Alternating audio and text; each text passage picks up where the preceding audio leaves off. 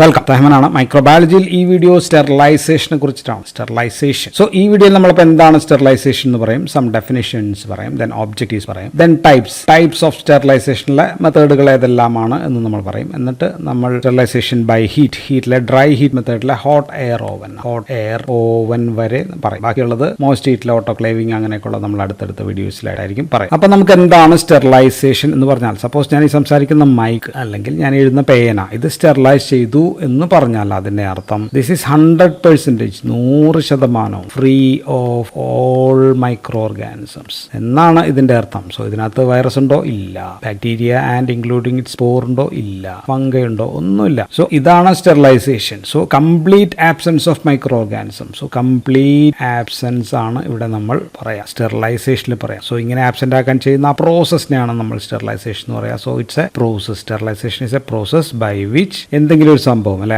Article എന്ന് എഴുതാം, article അല്ലെങ്കിൽ ഏതെങ്കിലും ഒരു സംഭവത്തിന്റെ സർഫസ് ഓർ കൾച്ചർ ഒക്കെ ആണെങ്കിൽ culture media is made free of all micro organisms including its spore form. So by sterilization its eliminates, removes or kills all or deactivates all forms of life. മൊത്തം life process ഒന്നും അതിനകത്തില്ല. So ഇത് പക്ഷേ ഇത്തിരി പാടാണ്. അപ്പൊ നമുക്ക് ഏറ്റവും പാട് ഏതിനാ നോക്കി കഴിഞ്ഞാൽ ഏറ്റവും പാട് നമുക്ക് ഒന്ന് പ്രിയോൺസിനെ നശിപ്പിക്കലാണ് ഏറ്റവും പാട്. ദെൻ അതിന്റെ കൂടെ സ്പോർസ്. സോ ഇതാണ് ഏറ്റവും ബുദ്ധിമുട്ട് എന്ന് പറയുന്നത്. ഇനി അത് കഴിഞ്ഞാൽ ബുദ്ധിമുട്ട് ഏതാണെന്ന് ചോദിച്ചാൽ മൈക്രോ ബാക്ടീരിയയൊക്കെ നശിപ്പിക്കലാണ്. മൈക്രോ ബാക്ടീരിയ അല്ലെങ്കിൽ നോൺ എൻവലപ്ഡ് വൈറസ് നശിപ്പിക്കൽ, ഫംഗൈ. ഏറ്റവും എളുപ്പത്തിൽ കൊല്ലാവുന്ന ഏതാണെന്ന് ചോദിച്ചു കഴിഞ്ഞാൽ അത് നമുക്ക് vegetative bacteria then enveloped virus ഒക്കെ ആണെങ്കിൽ നമുക്ക് താരതമ്യേന എളുപ്പത്തിൽ കൊല്ലാൻ പറ്റും. So this the degree. ഇതാണ് ഏറ്റവും ബുദ്ധിമുട്ട്, ഏറ്റവും എളുപ്പം ഇതാണ്. പക്ഷെ നമുക്ക് എപ്പോഴും 100% മൈക്രോബിയൽ ഫ്രീ അന്തരീക്ഷം ഒന്നും വേണ്ടി വരില്ല. സോ മൈക്രോ ഓർഗാനിസത്തിന്റെ നമ്പർ ഒന്ന് കുറയ്ക്കുക,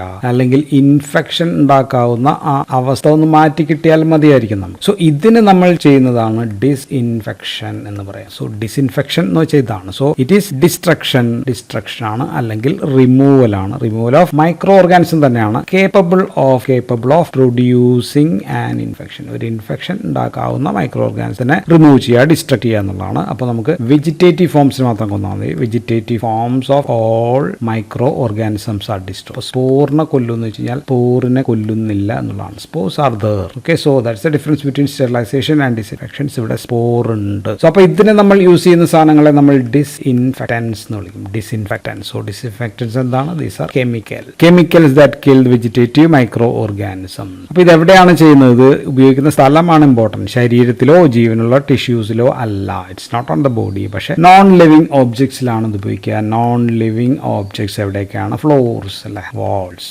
ബിൽഡിങ്സിൽ നമുക്ക് ഉപയോഗിക്കാം, അല്ലെങ്കിൽ എക്യുപ്മെന്റ്സ്. ഇവിടെയൊക്കെയാണ് നമ്മൾ ഡിസ്ഇൻഫെക്ഷൻ ചെയ്യുക. ഇനി മറ്റൊരു ടേം നമ്മൾ ഇതിനകത്ത് സാധാരണ കേൾക്കുന്നത് ആന്റിസെപ്റ്റിക് എന്നുള്ള വാക്കാണ്. സോ ഇതും ഒരു കെമിക്കൽസ് ആണ്. ആന്റിസെപ്റ്റിക്സ് ആർ കെമിക്കൽസ് ആണ്. വ്യത്യാസം എന്താ വെച്ചാൽ they can be safely used in living ടിഷ്യൂസിൽ സേഫ് ആയിട്ട് ഉപയോഗിക്കാം എന്നുള്ളതാണ്. സോ ലിവിങ് ടിഷ്യൂസിൽ ഉപയോഗിക്കുന്ന chemicals to kill micro organism, അതിനെയാണ് നമ്മൾ ആന്റിസെപ്റ്റിക്സ് എന്ന് പറയാം. സോ ഇൻ ഹ്യൂമൻസ് ഓർ ആനിമൽസിനൊക്കെ ഇത് പുറത്ത് നമുക്ക് യൂസ് ചെയ്യാം. അതാണ് ആന്റിസെപ്റ്റിക്കും ഡിസ്ഇൻഫെക്റ്റന്റ് വാള്, ഭിത്തി അല്ലെങ്കിൽ ഫ്ലോർ അവിടേക്കാണ് യൂസ് ചെയ്യുമെങ്കിൽ ഇത് മനുഷ്യന്റെ മേത്തൊക്കെ ഉപയോഗിക്കാം. സോ ഇനി ഒരു സംഭവം സ്റ്റെറൈലായി എന്ന് പറഞ്ഞാൽ അതിൽ ഒരു ലിവിങ് ഓർഗാനിസംസ് മൈക്രോ ഓർഗാനിസംസ് ഇല്ല എന്നാണ് നമ്മൾ പറഞ്ഞു. സോ മറ്റൊരു വാക്ക് പിന്നെ നമ്മൾ കേൾക്കാവുന്നത് സാനിറ്റൈസേഷൻ എന്ന് പറയുന്ന ഒരു വാക്ക് നമുക്ക് കേൾക്കാം. സാനിറ്റൈസേഷൻ എന്ന് വെച്ചാൽ ഇത് ഹാംഫുൾ ആയിട്ടുള്ള പാത്തോജനിക് ഏതെങ്കിലും ഒരു അസുഖമൊക്കെ പരന്ന ഒരു മൈക്രോ ഓർഗാനിസം ഇല്ലാതാക്കുന്ന പ്രോസസ്സിനെയാണ് നമ്മൾ സാനിറ്റൈസേഷൻ. പബ്ലിക്കിന് മൈക്രോ ഓർഗാനിസംസ് മൂലമുള്ള എഫക്ട് ഇല്ലാതാക്കാൻ വേണ്ടി ചെയ്യുന്ന പരിപാടിയാണ് സാനിറ്റൈസേഷൻ. സോ അപ്പോൾ നമ്മൾ എന്തിനാണ് സ്റ്റെറിലൈസ് ചെയ്യുന്നത്? Why we sterilise? What are the objectives of sterilisation എന്ന് വെച്ചാൽ ഇപ്പോൾ ഓൾറെഡി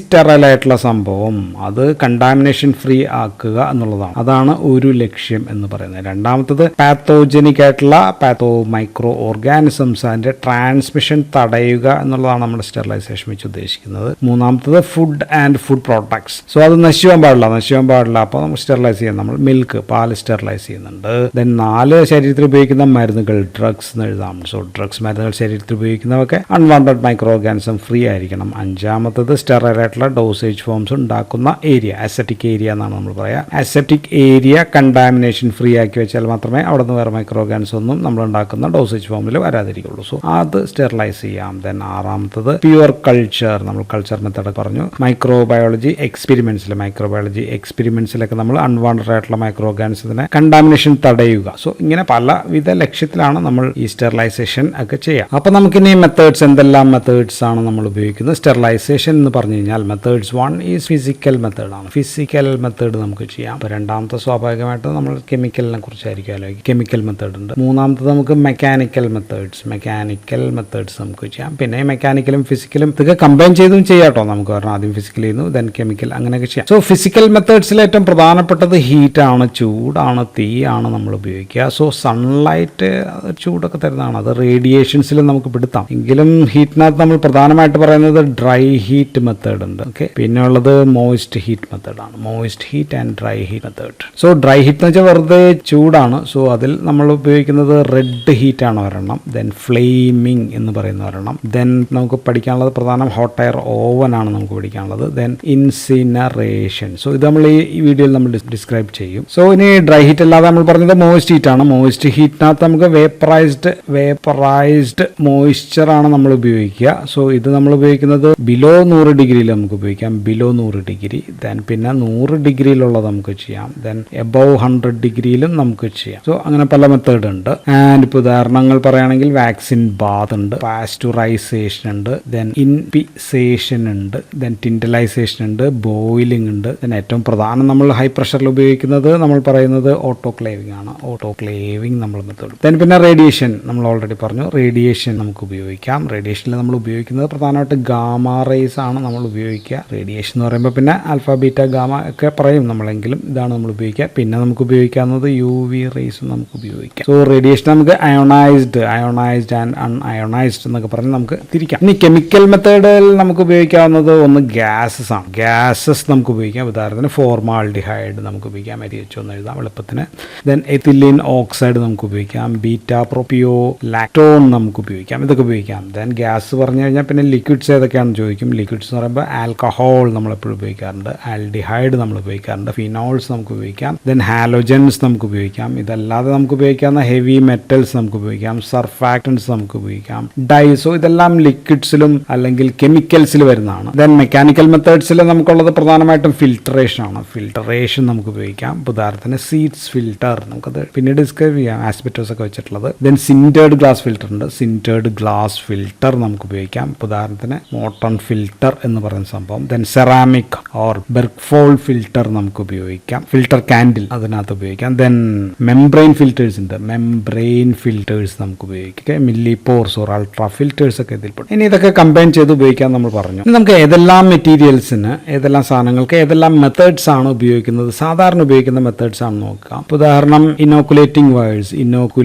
വയർസ് അല്ലെങ്കിൽ ലൂപ്പ് എന്നൊക്കെ നമ്മൾ വിളിക്കും. സോ ഇതിന് നമ്മൾ ഉപയോഗിക്കുന്നത് റെഡ് ഹീറ്റ് മെത്തേഡാണ് നമ്മൾ ഉപയോഗിക്കുക. Then glass wares, syringe, petri dishes അല്ലെങ്കിൽ നമ്മുടെ ടെസ്റ്റ് ട്യൂബുകൾ, ഫ്ലാസ്ക്, ഓക്കെ, യൂണിവേഴ്സൽ കണ്ടെയ്നർ അല്ലെങ്കിൽ paraffin like substances, oily things. So ഇങ്ങനെയൊക്കെ ഉള്ളത് നമ്മൾ ഉപയോഗിക്കുക. ഹോട്ട് എയർ ഓവൻ ആയിരിക്കും നമ്മൾ ഉപയോഗിക്കുക. ദെൻ ഡിസ്പോസിബിൾ സിറിഞ്ചസ് ആണ് അല്ലെങ്കിൽ അതർ ഡിസ്പോസിബിൾ ആയിട്ടുള്ള ഐറ്റംസ്. സോ ഇങ്ങനത്തെ ഐറ്റംസ് ഒക്കെയാണ് നമുക്ക് റേഡിയേഷൻ നമുക്ക് ഉപയോഗിക്കാം. റേഡിയേഷനിൽ ഗാമ റേസ് ആയിരിക്കും നമ്മൾ ഉപയോഗിക്കുക. ദെൻ കൾച്ചർ മീഡിയ അതിനൊക്കെ നമുക്ക് ഓട്ടോക്ലേവിംഗ് ആയിരിക്കും നമ്മൾ ഉപയോഗിക്കുക. ഓട്ടോക്ലേവിംഗ് ആണ്. Then aprons, gloves, catheters, then surgical instruments. So ഇതെല്ലാം നമ്മൾ ചെയ്യുക ഓട്ടോക്ലേവ് വെച്ചിട്ട് തന്നെ ആയിരിക്കും നമ്മൾ ചെയ്യുക. ഇനി മിൽക്ക് നമ്മളൊക്കെ അറിയാം, നമ്മൾ പാസ്ചറൈസേഷൻ വെച്ചിട്ടാണ് ചെയ്യുക. ഇനി കൾച്ചർ മീഡിയ അതിനകത്ത് എഗ്ഗോ സ്ക്രമ്മോ അങ്ങനെയൊക്കെയുള്ള സംഭവങ്ങൾ ഉണ്ടെങ്കിൽ നമ്മൾ കൾച്ചർ മീഡിയ തന്നെ, എഗ് ഒക്കെ ഉണ്ടെങ്കിൽ നമ്മൾ ഉപയോഗിക്കുക ടിൻഡലൈസേഷൻ എന്ന് പറയുന്ന പ്രോസസ് ആയിരിക്കും ഉപയോഗിക്കുക. ദെൻ ഇപ്പോൾ സോയിൽഡ് ഡ്രസ്സിങ്സ്, അഴുക്കായത് അങ്ങനെയുള്ള സാധനങ്ങൾ, ബെഡിങ്സ് അങ്ങനെയുള്ളത്. സോ തുടങ്ങിയ ഇൻഫെക്റ്റീവ് മെറ്റീരിയൽസ് നമുക്ക് നശിപ്പിച്ച് കളയണം എന്നാണെങ്കിൽ നമ്മളത് സ്റ്റെറൈലാക്കി നശിപ്പിക്കാനായിട്ട് നമ്മൾ ഉപയോഗിക്കുക ഇൻസിനറേഷൻ ആയിരിക്കും നമ്മൾ ഉപയോഗിക്കുക. അപ്പം നമുക്ക് സ്റ്റെറിലൈസേഷൻ ബൈ ഹീറ്റ് അതാണ് നമുക്ക് പറയേണ്ടത്. ഹീറ്റിൽ നമ്മൾ പറയുന്നത് ഡ്രൈ ഹീറ്റിനെ പറ്റിയാണ് നമ്മൾ പറയുക. സോ ഇതിൽ ഏറ്റവും പ്രധാനം ഹോട്ട് എയർ ഓവൻ ആണ് ഏറ്റവും പ്രധാനം എന്ന് നമ്മൾ ഓർത്ത് വയ്ക്കുക. ഡ്രൈ ഹീറ്റിൽ മൈക്രോ ഓർഗാനിസംസ് എങ്ങനെയാണ് നശിക്കുക? അതിൻ്റെ പ്രിൻസിപ്പിൾ എന്താണെന്ന് വെച്ചാൽ it can be due to oxidative damage ആണ്. ഓക്സിഡേറ്റീവ് ഡാമേജ് ഉണ്ടാകുന്നു, അതുമൂലം മൈക്രോ ഓർഗാനിസംസ് നശിച്ചു പോകാം. രണ്ടാമത്തെ മെക്കാനിസം നമ്മൾ പറയുന്നത് ഡീനാച്ചുറേഷൻ ആണ്. ഡീനാച്ചുറേഷൻ എന്തിൻ്റെയൊക്കെ ആയിരിക്കും? ഡീനാച്ചുറേഷൻ ഓഫ് പ്രോട്ടീൻസ് അല്ലെങ്കിൽ എൻസൈംസ് ഒക്കെ പ്രോട്ടീൻ തന്നെയാണ്. എൻസൈംസ് ഒക്കെ നശിക്കുന്നു. സോ ബാക്ടീരിയയിലെ ഇമ്പോർട്ടൻറ്റ് പ്രോട്ടീൻസ്, എൻസൈംസ് എല്ലാം നശിക്കുമ്പോൾ ഡീനാച്ചുറേറ്റ് ആകുമ്പോഴത്തേക്ക് അത് ചത്തുപോകും. മൂന്നാമത്തത് ഇതിലെ വാട്ടർ കണ്ടന്റ് കുറയും. പറയും ഡിക്രീസ്ഡ് വാട്ടർ കണ്ടന്റ് എന്ന് പറയുമ്പോഴത്തേക്കും increased electrolyte. So electrolyte content കൂടി എന്ന് നമുക്ക് പറയാം. സോ അത് ക്രമാതീതമായിട്ട് വരുമ്പോഴത്തേക്ക് ഓസ്മോട്ടിക് ഡിസ്റ്റർബൻസ് ഉണ്ടാകും. So toxic effect of electrolytes level ആണ്. ഇലക്ട്രോലൈറ്റ്സിന്റെ അളവ് കൂടുന്നത് മൂലമാണ് ബാക്ടീരിയ അല്ലെങ്കിൽ ഓർഗാൻസ് നശിക്കുന്നതിന്റെ മൂന്നാമത്തെ കാരണം. സോ ഈ 3 കാരണങ്ങൾ കൊണ്ടാണ് ബാക്ടീരിയകൾ നശിക്കുക ബൈ ഡ്രൈ ഹീറ്റ്. ഹീറ്റ് നമ്മൾ പറയുന്നത് അണ്ടർ ഫിസിക്കൽ മെത്തേഡ് ആണ്. അത് ഞാൻ പറയാൻ വിട്ടുപോയതാണ്. ഫിസിക്കൽ മെത്തേഡിലാണ് ഹീറ്റ് നമ്മൾ പറയുക. അപ്പോൾ അതിനകത്ത് നമുക്ക് പറയാനുള്ളത് ഒന്ന് ഹീറ്റിലെ തന്നെ സൺലൈറ്റ് ഒന്ന് ജസ്റ്റ് ഒന്ന് പറയാം. സൺലൈറ്റ് പക്ഷേ അതിനകത്ത് UV റേഡിയേഷൻസ് ആണ് ബാക്ടീരിയകളെ നശിപ്പിക്കുന്നത്. നാച്ചുറൽ മെത്തേഡാണ്. പക്ഷേ ഇത് നമുക്ക് മെഡിക്കൽ സംഭവങ്ങളിൽ നമുക്കിതൊന്നും ഉപയോഗിക്കാൻ പറ്റില്ല. അപ്പോൾ ഡ്രൈ ഹീറ്റിലെ ആദ്യത്തെ മെത്തേഡ് എന്ന് പറയുന്നത് റെഡ് ഹീറ്റ് ആണ്. സോ റെഡ് ഹീറ്റ് ആണ് ആദ്യത്തെ മെത്തേഡ്. സോ ഇവിടെ നമ്മൾ ചെയ്യുന്നത് സ്റ്റെറിലൈസ് ചെയ്യേണ്ട ഓബ്ജക്റ്റ് അത് ഒരു ഫ്ലെയിമിനകത്തേക്ക് വെക്കുക. ഹെൽഡ് ഇൻ ഫ്ലെയിം എന്നാണ്. ഹെൽഡ് എന്ന് വെച്ചാൽ കുറച്ച് നേരം വെക്കണം. അതാണ് ഹെൽഡ് ഇൻ ഫ്ലെയിം. സോ ഇത് അവിടെ വെച്ച് തീയിൽ വെച്ചിട്ട് റെഡ് ഹോട്ട് ആകണം. റെഡ് ഹോട്ട് ആകുക, പഴുക്കണം, ചുമന്ന് വരണം എന്നുള്ളതാണ്. അത്ര നേരം വെക്കണം. അപ്പോൾ നമ്മൾ ഉപയോഗിക്കുന്നത് സാറിന് നമ്മുടെ ബെൻസൺ ബർണറിലാണ്. ബെൻസൺ ബർണറിലെ ഫ്ലെയിമിൽ നമ്മുടെ തീയുടെ സോഴ്സ് ആയിട്ട് ഉപയോഗിക്കുന്നു. സോ ഇവിടെ ഒരു പ്രശ്നം അല്ലെങ്കിൽ ശ്രദ്ധിക്കേണ്ട കാര്യം, മെൽറ്റ് ചെയ്യുന്നവ നമുക്ക് ഇവിടെ ഉപയോഗിക്കാൻ പറ്റുമോ? മെൽറ്റ് ചെയ്യുന്നവ നമുക്ക് ഇവിടെ ഉപയോഗിക്കാൻ പറ്റില്ല എന്നാണ് സ്റ്റെറിലൈസേഷൻ. അപ്പോൾ ഇതിനാണ്ട് ഏറ്റവും ബെസ്റ്റ് മെൽറ്റിനല്ല, മെറ്റൽസിന് നമുക്ക് ഇത് നല്ല സംഭവമാണ്. So ideal four metal. ഇപ്പം നമ്മൾ ഉപയോഗിക്കുന്നത് ഇനോക്കുലേറ്റിംഗ് ലൂപ്പിനും അല്ലെങ്കിൽ ഇനോക്കുലേറ്റിംഗ് വയർ എന്ന് പറയാം. അതിൻ്റെ ടിപ്പ് ഓഫ് ഇനോക്കുലേറ്റിംഗ് ലൂപ്പ് ഓർ വയറിനാണ് നമ്മൾ ഉപയോഗിക്കുക. ഓരോ തവണ പോലെ ഓരോ സ്പെസിമെൻ ബാക്ടീരിയ സ്പെസിമെൻ എടുത്ത് പെട്രി ഡിഷിൽ മാറ്റി വീണ്ടും എടുക്കുമ്പോഴത്തേക്ക് നമുക്കത് ഓരോ തവണ സ്റ്റെറിലൈസ് ചെയ്യാം. സോ അപ്പോൾ നമ്മൾ അതിന് ഉപയോഗിച്ച് എന്തൊക്കെയായിരുന്നു? പ്ലാറ്റിനം നമ്മൾ ഉപയോഗിക്കുന്നുണ്ടായിരുന്നു, നിക്രോം. സോ ഇതിൻ്റെ വയർ ലൂപ്പ് സ്റ്റെറിലൈസ് ചെയ്യാനായിട്ടാണ് നമുക്ക് ഉപയോഗിക്കുക. വേണ്ടി വന്നാൽ ഉപയോഗിക്കുന്ന നീഡിൽ ടിപ്പൊക്കെ നമുക്ക് ഉപയോഗിക്കാം. രണ്ടാമത്തെ മെത്തേഡ് ഡ്രൈ ഹീറ്റിലെ നമ്മൾ പറയുന്നത് ഫ്ലെയിമിംഗ് ആണ്. സോ ഇതിൽ ബെൻസൺ ബർണറിന്റെ ഫ്ലെയിം തന്നെയാണ്. നമ്മൾ സ്റ്റെറിലൈസ് ചെയ്യാൻ ഒബ്ജക്റ്റ് വെക്കുന്ന സ്ഥലം അവിടെ തന്നെയാണ്. പക്ഷേ ഇവിടെ നമ്മൾ അതിനെ റെഡ് ഹോട്ട് ആക്കുന്നില്ല എന്നുള്ളതാണ്.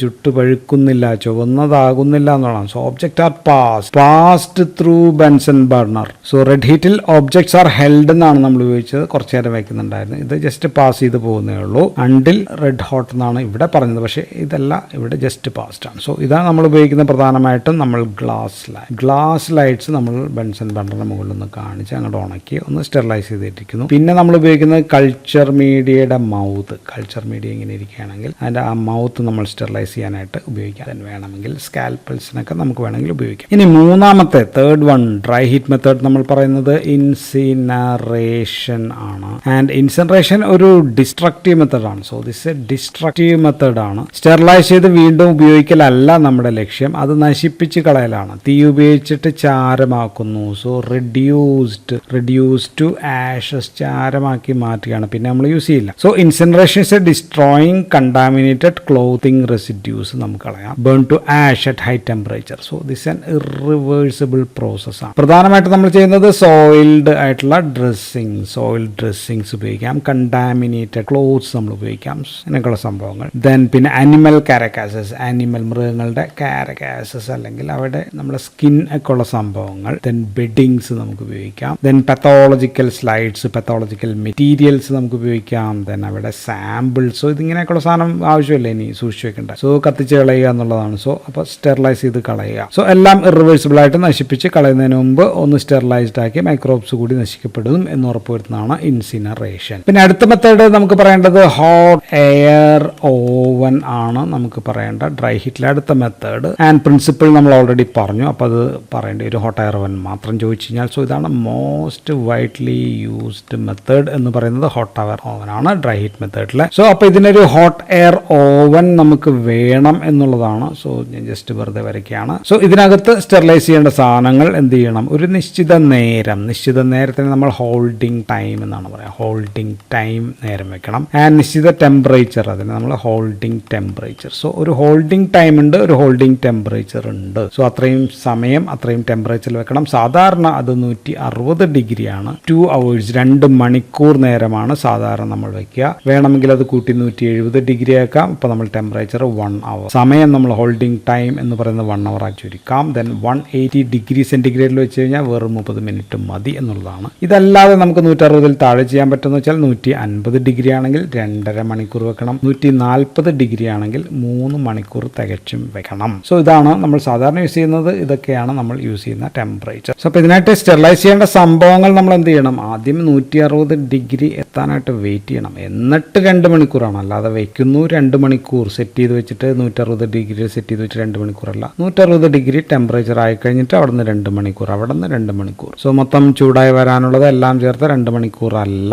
ഈ ഓവൻ ആദ്യമേ അങ്ങ് ചൂടാക്കി വെച്ചിട്ട് എടുത്ത് വെച്ച് കഴിഞ്ഞാൽ സാധനങ്ങൾ പെട്ടെന്ന് ചൂടാവും. അപ്പോൾ അതും ചെയ്യാൻ പറ്റില്ല. നമ്മൾ സാധനങ്ങൾ വെച്ച ശേഷം പതിയെ ചൂടാക്കാനേ പറ്റൂ. അപ്പോൾ ഹോട്ട് എയർ ഓവന് ഒരു തെർമലി ഇൻസുലേറ്റഡ് ആയിട്ടുള്ള ഒരു ചേംബർ ആവശ്യമാണ്. ഇതാണെന്ന് വിചാരിക്കുക. സോ ഇതിനപ്പോൾ ഒരു ഡബിൾ വാൾഡ് ഇൻസുലേറ്റഡ് ക്യാബിനായിട്ടുള്ള ഒരു ഇൻസ്ട്രുമെന്റ് ആണ് സാധനം. സോ ഒരു വാള് ഇവിടെ വാള് ഇതിൻ്റെ അകത്ത് ഇൻസുലേറ്റർ ഉണ്ടാകും. ആസ്ബെസ്റ്റോസ് ഒക്കെ ആയിരിക്കും ചിലപ്പോൾ ഉപയോഗിക്കുക. ഇനി അടക്കാനും തുറക്കാനും ഞാൻ ഈ സൈഡിൽ ഒരു ഡോർ വരയ്ക്കാം. അടക്കാനും തുറക്കാനും ഇതിനൊരു ഡോറ് കൂടി ആവശ്യമുണ്ട് എന്നുള്ളതാണ്. സോ ഇത് ഡോർ ഹാൻഡിലാണെന്ന് വിചാരിക്കുക. ആൻഡ് ഡോറ് ചിലപ്പോൾ ഗ്ലാസ് ഒക്കെ ആയിരിക്കാം. അപ്പോൾ അകത്ത് നടക്കുന്നതൊക്കെ കാണാം, അല്ലാത്ത ഉണ്ടാകാം. അപ്പോൾ ചൂടാക്കണമെങ്കിൽ ഇതിനകത്ത് ഒരു ഇലക്ട്രിക്കൽ ഹീറ്റർ വേണം അല്ലെ. ഒരു electrical heater, suppose this is the heater, ഇതിനകത്ത് വേണം. മിക്കവാറും ഇലക്ട്രിക്കലി ഹീറ്റഡ് ആണ് സാധനം. ദെൻ ടെമ്പറേച്ചർ സെറ്റ് ചെയ്ത് വെക്കണം. ടെമ്പറേച്ചർ സെറ്റ് ചെയ്ത് വെക്കാനായിട്ട് അപ്പോൾ ഇവിടെ ഒരു സംഭവം കൂടി മുകളിൽ വരച്ചേക്കാം. ടെമ്പറേച്ചർ സെറ്റ് ചെയ്ത് വെക്കാനായിട്ട് നമുക്കപ്പോൾ അതിനൊരു കൺട്രോൾ ടെമ്പറേച്ചർ അല്ലെങ്കിൽ തെർമോസ്റ്റാറ്റ് നമുക്ക് ആവശ്യമാണ്, അല്ലെങ്കിൽ റെഗുലേറ്റർ ഉണ്ടാകും. ഇനി ഇതിനകത്ത് ഈ ചൂട് കൃത്യമായിട്ട് ഇങ്ങനെ ഇവിടെയും ഒക്കെ എല്ലായിടത്തും ഒരേ രീതിയിൽ സർക്കുലേറ്റ് ചെയ്യണം. സർക്കുലേറ്റ് ചെയ്യാനായിട്ട് അപ്പോൾ ഒരു ഫാൻ നമുക്ക് ഇതിനകത്ത് ആവശ്യമാണ്. ഇല്ലെങ്കിൽ ചൂട് എല്ലായിടത്തും കൃത്യമായിട്ട് കിട്ടില്ല. So there is A fan. ഇനി ഇതിനകത്ത് സ്റ്റെറിലൈസ് ചെയ്യേണ്ടത് വെക്കാനായിട്ട് നമുക്ക് ഇങ്ങനെ ഷെൽഫുകൾ പോലെ അലൂമിനിയത്തിന്റെ സംഭവങ്ങളൊക്കെ ആയിരിക്കും മിക്കാറുണ്ടാകും, മെറ്റലായിരിക്കും. ട്രേസ് നമുക്ക് കാണും. So there will be trace. ഇങ്ങനെ ട്രേ ഇതിനകത്താണ് നമ്മൾ സംഭവങ്ങളൊക്കെ സ്റ്റെറിലൈസ് പെട്രി ഡിഷൊക്കെ ഇങ്ങനെ വെക്കാം. ദെൻ ഈ ഷെൽഫിന് ഇങ്ങനെ തുളകളുള്ളതായിരിക്കും അല്ലെ, അല്ലെങ്കിൽ എന്താ പറയാ എയർ സർക്കുലേഷൻ കൃത്യമായിട്ട് പ്രോപ്പറായിട്ട് കറക്റ്റായിട്ട് കിട്ടാൻ വേണ്ടിയിട്ട്. അപ്പോൾ അത് നമുക്ക് പെർഫോറേറ്റഡ് ഷെൽഫുകൾ ഉണ്ട് എന്ന് നമുക്ക് പറയാം. ആൻഡ് അപ്പോൾ അതിന് പുറത്ത് ഇതിൻ്റെ ഡിസ്പ്ലേക്കുള്ള സംഭവങ്ങൾ ഉണ്ടായിരിക്കും. ഡിസ്പ്ലേ എത്ര ടെമ്പറേച്ചർ ആണ് സംഭവങ്ങളൊക്കെ അറിയാൻ, ടൈമൊക്കെ നമുക്ക് സെറ്റ് ചെയ്യാനൊക്കെ ഉള്ള ഡിസ്പ്ലേ ബട്ടൺസ് അങ്ങനെയൊക്കെയുള്ള സാധനങ്ങൾ ഉണ്ടാവും. അപ്പോൾ ഇതിനകത്ത് വെക്കാവുന്നത് ഹീറ്റ് ലബൈലായിട്ടുള്ള സംഭവങ്ങൾ വെക്കാൻ പറ്റില്ല. ഹീറ്റ് ലബൈൽ അല്ലാത്ത സംഭവങ്ങൾ 250 ഡിഗ്രി വരെ ടോളറേറ്റ് ചെയ്യുന്ന സംഭവങ്ങളായിരിക്കണം ഇതിനകത്ത് വെക്കേണ്ടത്. സോ അപ്പോൾ എന്തെല്ലാമാണ് ചെയ്യുന്നത് അല്ലെങ്കിൽ ആപ്ലിക്കേഷൻസ് എന്ന് പറഞ്ഞു കഴിഞ്ഞാൽ ഇപ്പോൾ ഗ്ലാസ് വെയേഴ്സ് എല്ലാം നമുക്ക് വെക്കാം. ഇപ്പോൾ glasses, Petri dishes, flask, pipette, test tube, pipette അല്ലെ, ഫ്ലാസ്ക് അങ്ങനെയൊക്കെയുള്ള സംഭവങ്ങൾ, പെട്രി ഡിഷസ് ഇതൊക്കെ നമുക്ക് വെക്കാം. ദെൻ ലിക്വിഡ്സ് എന്ത് വെക്കാം ചിലപ്പോൾ സോഫ്റ്റ് അല്ലെങ്കിൽ ഹാർഡ് പാരഫിൻ നമുക്ക് വെക്കാം. ഗ്ലിസറിൻ നമുക്ക് വെക്കാം. ഫാറ്റ് അല്ലെങ്കിൽ വൂൾ ഫാറ്റ് നമുക്ക് ഇതിനകത്ത് വെക്കാം. ഓയിലി ഇഞ്ചക്ഷൻസ് നമുക്ക് വെക്കാം. ടാൽക്ക് നമുക്ക് വെക്കാം. കയോലിൻ ലിക്വിഡ് അല്ല, ടാൽക്കായാലും വെക്കാം. ദെൻ ഓയിൽസ് ആൻഡ് പൗഡേഴ്സ് ഇതൊക്കെ നമുക്ക് സ്മോൾ കണ്ടെയ്നറിനകത്താക്കി വെക്കാം. പിന്നെ നമുക്ക് വെക്കാവുന്നത് സർജിക്കൽ ഇൻസ്ട്രുമെന്റ്സ് ആണ്. സർജിക്കൽ ഇൻസ്ട്രുമെന്റ്സ് നമുക്ക് വെക്കാവുന്നത് ഇപ്പോൾ സ്കാൽപ്പൽ നമുക്ക് വെക്കാം, സിസേഴ്സ് നമുക്ക് വെക്കാം, ഫോർസെപ്സ് വെക്കാം, ഓയിൻമെന്റ് ട്യൂബ് ഒക്കെ വെക്കാം. പക്ഷേ ഇതിന് ബെസ്റ്റ് മെത്തേഡ് നമ്മൾ ഇനി പറയാൻ പോകുന്ന ഓട്ടോക്ലേവിംഗ് ആണ്. നമ്മൾ പുറകെ പറയും. സോ ഒരു നിശ്ചിത ടെമ്പറേച്ചർ നിശ്ചിത സമയം കഴിഞ്ഞ് നമ്മൾ ഒറ്റയടിക്ക് തുറക്കരുത്, തണുത്തതിന് ശേഷം മാത്രം തുറക്കുക. ഇനി സംഭവത്തിനകത്ത് വെച്ചു ഇങ്ങനെ മെത്തേഡ് വഴി സ്റ്റെറിലൈസ് ചെയ്ത് കഴിഞ്ഞാൽ അതായോ ഇല്ലയോ, സ്റ്റെറിലൈസ്ഡ് ആയോ ഇല്ലയോ എന്നറിയാനായിട്ട് നമ്മൾ ഇതിനകത്ത് കൺട്രോൾസ് വെക്കും. ബയോളജിക്കൽ ഇൻഡിക്കേറ്റേഴ്സ് ഒക്കെ ആയിരിക്കും വെക്കുക. അപ്പോൾ അതിനകത്ത് ഒരു പേപ്പർ സ്ട്രിപ്പിനകത്ത് നമ്മൾ വിത്ത് സ്പോസ് ആണ്, സ്പോസ് ഓഫ് സർട്ടൻ ബാക്ടീരിയ ഏറ്റവും വൈഡായിട്ട് ഉപയോഗിക്കുന്നത് ബാസില്ലസ് സബ്റ്റിലിസ് ആണ്. സബ്റ്റിലിസിന്റെ ഒരു സബ് സ്പീഷീസ് ഉണ്ട്, നൈഗർ എന്ന് പറയുന്ന, അതിന്റെ സ്പോസ് ആയിരിക്കും നമ്മൾ വെക്കുക. അല്ലെങ്കിൽ പിന്നെ ക്ലോസ്ട്രിഡിയത്തിന്റെ നമ്മൾ ഉപയോഗിക്കാറുണ്ട്. ഇത് ഒരു എൻവലപ്പിലായിട്ടായിരിക്കും വെക്കുക. സോ പ്രോസസ്സിന് ശേഷം ഇത് നമ്മൾ എടുക്കുന്നു. ഈ എൻവലപ്പ് എടുക്കുന്ന സംഭവങ്ങൾ എടുത്തിട്ട് തൈഗ്ലൈക്കോളിക്കിനകത്ത് മീഡിയത്തിനകത്ത് ഇട്ടുന്നു. ഒരു 5 ദിവസം 37 ഡിഗ്രി വളർത്തി കഴിഞ്ഞാൽ അതിനകത്ത് വല്ല ടർബിഡിറ്റി ഉണ്ടോ ഇല്ലയോ നോക്കാം. മറ്റൊരു രീതി ബ്രൗണീസ് ആണ്. ബ്രൗണീസ് ട്യൂബ് നമ്പർ 3 ആ രീതിയിൽ നമുക്ക് നോക്കാം. സോ അത് റെഡ് കളർ ആയിരിക്കും സംഭവം. റെഡ് കളർ ഗ്രീൻ കളർ ആവുന്നുണ്ടോ? ഗ്രീൻ കളർ ആയി കഴിഞ്ഞാൽ that means it is sterilized. അപ്പോൾ നമുക്ക് ഇതിന്റെ അഡ്വാൻറ്റേജസും ഡിസഡ്വാൻറ്റേജസും കൂടി പറഞ്ഞു നിർത്താം. സോ ഈ മെത്തേഡാണ് മോസ്റ്റ് വൈഡ്ലി യൂസ്ഡ് എന്ന് പറയാൻ കാരണം എന്ന് വെച്ചാൽ റിലേറ്റീവ്ലി ഈസി മെത്തേഡാണ് ആൻഡ് ഓൾസോ എഫക്റ്റീവ് മെത്തേഡും കൂടിയാണ്. ആൻഡ് കമ്പാരിറ്റീവ്ലി ഇൻഎക്സ്പെൻസീവ് കൂടിയാണ്. ആൻഡ് മെറ്റൽസ് ഒന്നും കൊറോഡ് ചെയ്യുകയോ അല്ലെങ്കിൽ റസ്റ്റ് ചെയ്യുകയോ ഒന്നും ഇല്ല എന്നുള്ളത് ഇതിൻ്റെ ഒരു അഡ്വാൻറ്റേജ് ആണ്. ദെൻ മോയ്സ്ചർ സെൻസിറ്റീവ് ആയിട്ടുള്ള, മോയ്സ്ചർ തട്ടിയാൽ പ്രശ്നം ഉണ്ടാക്കാനുള്ള സംഭവങ്ങളൊക്കെ ഈ വഴി സ്റ്റെറിലൈസ് ചെയ്ത് എടുക്കാം. പക്ഷേ ഡിസഡ്വാൻറ്റേജ് പറഞ്ഞാൽ ഈ സംഭവം സ്ലോ ആണ്. ഇത് അവേഴ്സ് മണിക്കൂറുകൾ എടുക്കും. ടെമ്പറേച്ചർ ആകണം, പിന്നെ തണുക്കണം, അല്ല സ്ലോ പ്രോസസ് ആണ്. അപ്പോൾ ഹീറ്റ് സെൻസിറ്റീവ് ഒന്നും നമുക്ക് പറ്റില്ല എന്നുള്ളതാണ്. ഹീറ്റ് സെൻസിറ്റീവ് ആയിട്ടുള്ള ഒരു സാധനം ഉപയോഗിക്കാൻ പറ്റില്ല. ഇപ്പോൾ റബ്ബർ, പ്ലാസ്റ്റിക് അങ്ങനെയൊക്കെയുള്ള സംഭവങ്ങൾ പ്രശ്നമാണ്, അല്ലെങ്കിൽ ഇത് കത്ത് പിടിക്കാനുള്ള സാധ്യതകളൊക്കെ ഉണ്ട്. ഇനി എനർജി എഫിഷ്യൻ്റ് അല്ല എന്നുള്ളതാണ്. കുറേ നേരം ചൂടാക്കണം, അത്രയും ഹൈ ടെമ്പറേച്ചറിലൊക്കെ ചൂടാക്കണം എന്നുള്ളത് കൊണ്ട് പ്രശ്നമാണ്. ഇനി ഇതിനകത്ത് ഓവർലോഡിങ് പാടില്ല. അധികം കൊണ്ടുപോയി വെച്ച് കഴിഞ്ഞാൽ എയർ സർക്കുലേഷൻ കൃത്യമായിട്ട് നടക്കില്ല എന്നുള്ളതാണ്. അപ്പോൾ എയർ ഡ്രൈ ആയിരിക്കണം എന്നുള്ളത് വേറെ കാര്യം. അപ്പോൾ ഇത് തണുപ്പിച്ചിട്ട് നമ്മൾ കുറേ നേരം കഴിഞ്ഞിട്ട് പതിയാണ് തുറക്കാവൂ. കാരണം പെട്ടെന്ന് ചൂടായിട്ട് പുറത്ത് വെച്ച് കഴിഞ്ഞാൽ പെട്ടെന്ന് പെട്ടെന്ന് ക്രാക്സോ ഇപ്പോൾ ഗ്ലാസ് ഒക്കെ ആണെങ്കിൽ ക്രാക്സ് ഒക്കെ വരാനുള്ള സാധ്യതയുണ്ട്. So that's all about sterilisation. നമ്മൾ പറഞ്ഞു ഹോട്ട് എയർ ഓവനെ പറ്റിയാണ് പറഞ്ഞത്. അപ്പോൾ ഇനി അടുത്ത നമുക്ക് മോയ്സ്റ്റ് ഹീറ്റ് സ്റ്റെറിലൈസേഷൻ അടുത്ത വീഡിയോ പറയാം. So that's all in this video. Thank you for watching.